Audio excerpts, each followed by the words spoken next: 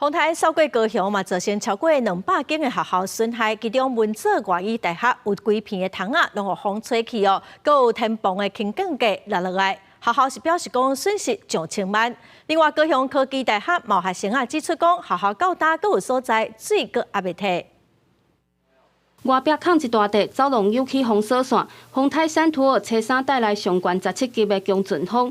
高雄文藻外语大学不敌强风，至善楼14楼老师休困的所在，外口走廊的窗啊，连窗啊茎做伙互强风吹走消失，天棚嘛破损严重。有一大堆树都被吹走了，就很震撼。第一摆拄到这么强的风，互学生心惊惊。唔但大楼内部受损，部分教学楼到宿舍厝顶同款风吹甲乱七八糟。因为我们有大片的琉璃瓦被破坏，还有一些教室的门窗也好，或是天花板，那都要重新重置。那损失我们还在估计当中，不过呢，大概就是我们算了一下，也大概在1000万元左右。在后第一天上课，初7透早，文藻学校内底阁有路树断枝，初估财损至少1000万。目前环境恢复大约70%，村的估计要2个月时间修复。但唔那文藻高科大嘛有学生透早上课的时阵，看到教学楼内底阁有积饮水。学校的志工老师还有家长、校长大家一起来做